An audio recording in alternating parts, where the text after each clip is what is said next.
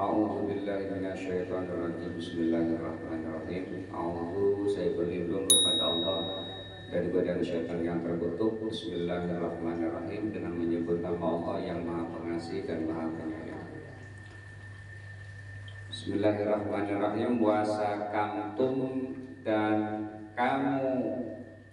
kalian semua telah mendiami fi masakinil ladina, di kediaman masakin itu rumah kediaman, alladzina orang-orang, zalamu yang zalim, menganiaya, anfusahum terhadap diri mereka, wa tabayyana lakum, dan telah nyata lakum bagi kalian, kaifa fa'alna, bagaimana kami telah berbuat, bihim kepada mereka, wa darabna, dan kami menjadikan lakum bagi kalian itu al-amsal, perumpamaan. Rasulullah sallallahu alaihi wasallam diberikan cerita, gambaran dari Al-Qur'an ini, dan kalian telah diam di dunia, maksudnya di tempat-tempat kediaman kita ini masing-masing, sementara kediaman kita ya orang-orang yang menzalimi diri sendiri dengan melakukan kekafiran, yaitu bekas tempat tinggal umat-umat terdahulu yang durhaka, dan telah nyata bagi kalian itu bagaimana kami telah berbuat terhadap mereka. Artinya kita harus mampu mengambil pelajaran. Kita ini kan tinggal di tempat-tempat, bahkan ada orang-orang yang tinggalnya itu di bekas orang-orang kafir yang mereka sudah ditenggelamkan oleh Allah, ya, seperti laut mati. Laut mati itu adalah tempat di mana bekas orang-orang kafir, ya. Terus Laut Merah di Mesir, ya kan, banyak tempat-tempat di mana bekas sejarah orang-orang yang zalim, orang-orang yang jahat mendapatkan balasan dari Allah. Ya itu ya. Kalau Laut Mati itu bekas zaman umatnya Nabiullah Lut, ya, yang melakukan hubungan biologis nikah sama laki-laki, sodomi, ya. Itu zaman Nabiullah Lut. Nah, disiksa itu, buminya dibalik, diratakan, sehingga di situ disebut dengan sekarang namanya Laut Mati. Maksudnya supaya kita mengambil pelajaran, kan gitu ya. Nah, wa tabayyana lakum, telah jelas bagi kalian tuh kaifa fa'alna bihim, bagaimana kami memperlakukan mereka, ya kan? Disiksa, wa darabna lakumul amsal, dan menjadikan semua itu sebagai perumpamaan. Jadi gambaran bahwa kita harus pandai-pandai mau mengambil pelajaran perumpamaan dari Al-Quran itu, ya. Jadi setiap sejarah-sejarah yang ada dalam Al-Quran itu bukan dihafal, bukan, ya. Nabiullah Adam, Idris, Nuh, bukan dihafal, tapi pelajaran yang ada di dalamnya siapa, ya. Secara tidak langsung ya kita nanti hafal. Nabiullah Ibrahim punya anak Ismail, yang satu lagi Ishak, Ismail nanti keturunan sampai Nabi Muhammad, Ishak nanti punya Yakub, ya kan, keturunan itu nanti Yahudi, orang Bani Israel, kan gitu. Secara sendirinya hafal, tapi yang paling penting adalah sejarah yang ada di dalamnya itu kita harus paham dan mengambil pelajaran. Nabiullah Yusuf, ya, yang puluhan tahun berpisah dengan orang tuanya, bisa bersatu lagi itu kehendak Allah. Tidak apa-apa, tidak ada yang lecet, ya. Bahkan dia udah jadi orang kaya, jadi pejabat. Nah, baru ketemu tuh, ya. Jadi tidak ada yang mustahil bagi Allah. Makaru makrahum wa indallahi makruhum wa in kana makruhum litazula minhul jibal wa qad makaru, dan sesungguhnya mereka itu menipu daya, makruhum dengan tipu daya mereka,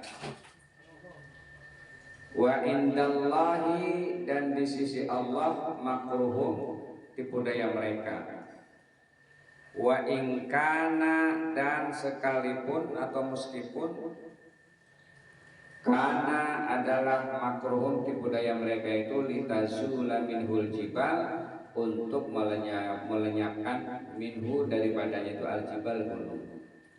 Jadi orang-orang kafir dan sesungguhnya mereka itu membuat makar terhadap Nabi Muhammad. Makar itu usaha untuk menyingkirkan, untuk membunuh, itu namanya makar. Ya. Makar yang besar, diantaranya apa? Untuk membunuh Nabi Muhammad. Ketika misalnya saat hijrah itu dikumpulkan ya di Darun Nadwah, membunuh Nabi, bagaimana Nabi itu usulannya macam-macam. Ada yang usul gimana nih Rasulullah kita apain? Udah Rasulullah kita bunuh aja, ya kan? Malam datang satu anak muda, penggal selesai, ya kan? Tidak diterima. Wah, jangan, bahaya kalau begitu kan. Nanti kalau ketahuan yang bunuh, wah habis kan. Ada yang ngusulin lagi gimana kalau Nabi Muhammad itu kita kurung, masukkan di dalam peti, taruh di pinggir Ka'bah, ya kan? Biarin dia kering kan gitu. Nah, tidak diterima juga. Sampai ujung-ujungnya supaya diterima itu mengirim 12 anak muda ya untuk membunuhnya bareng-bareng. Nanti kalau misalnya terbunuh kan nggak ketahuan tuh orangnya banyak, ya kan? Nah, itu triknya. Jadi dari masing-masing kaum. Nah, banyak itu diantara salah satu makar rencana mereka untuk membunuh Nabi. Tidak hanya itu, banyak Nabiullah Nuh ya, Nabiullah Sulaiman, Nabiullah Daud itu sama ya.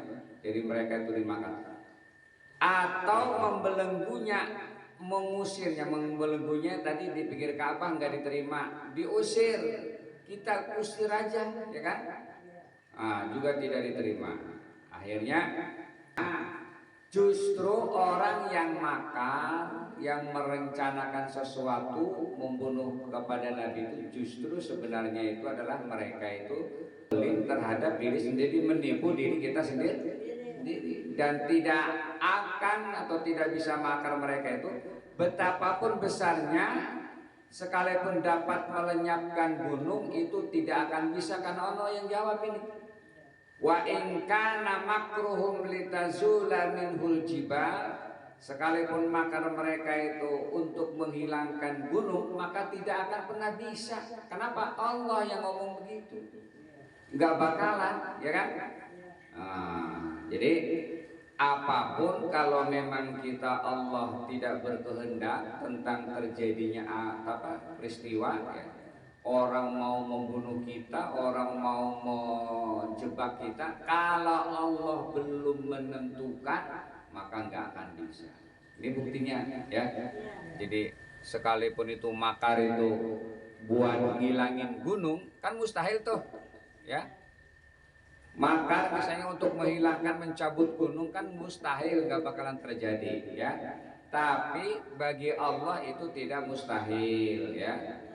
Jadi sebesar apapun rencana mereka, kalau Allah belum berkehendak ya nggak bisa gitu. Gitu. Jadi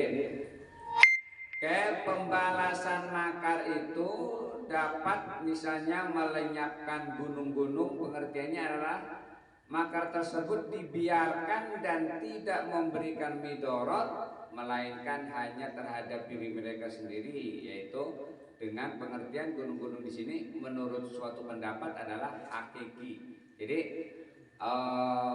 orang mau mindahin gunung kira-kira bisa apa enggak? Enggak bisa kan?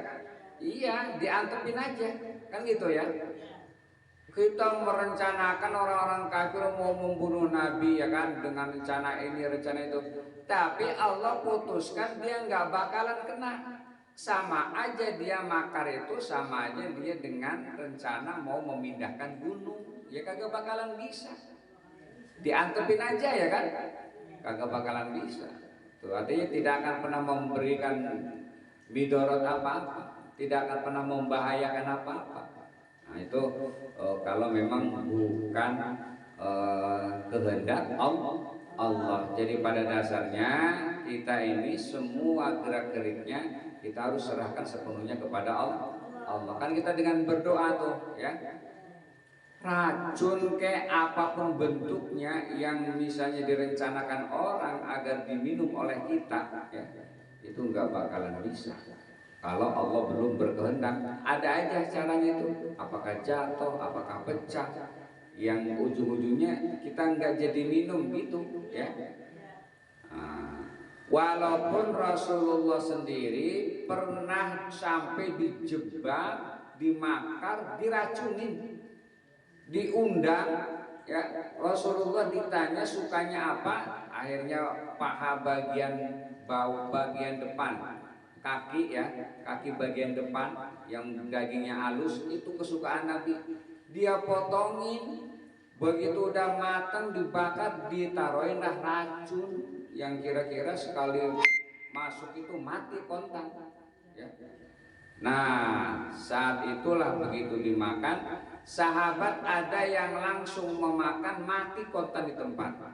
Saat Rasulullah mau memakannya langsung dikasih tahu oleh malaikat Jibril, tapi dia sempat menelan bekas ya, sisa-sisa, artinya memang sempat dikunyah ya, tertelan. Nah disitulah sisa-sisa racun itulah yang Rasulullah menjadi sakit saat detik-detik sakratul maut, kan panas. Nah itu adalah karena sisa-sisa racun orang-orang Yahudi itu ya. Setelah berapa lama ya, setelah beberapa lama kambuh bekas sisa-sisa racun itu, jadilah panas yang jadi wasilah Rasulullah wafat. Maknanya kalau dalam sejarah, kenapa itu sisa-sisa racun? Karena Allah tidak membiarkan Rasulullah wafat dalam keadaan biasa. Jadi Rasulullah wafat dalam keadaan syuhada, syahid, matinya mati syahid karena diracun, bekasnya itu masih ada. Nah begitu. Jadi apapun itu kalau sejarah itu pasti ada mengandung makna ya. Kayak Rasulullah misalnya menjelang wafat memotong kambing sampai 63, jumlahnya masih 100 ya. Saat dipotong ketika di bilangan 63 Rasulullah berhenti, dilanjutkan oleh Sayyidina Ali ya, sampai 100. Ternyata begitu sudah selesai ya wafat, baru pada tahu tuh ternyata 63 itu adalah umurnya dari Rasulullah. Nggak ada yang tahu ya, nggak ada yang tahu.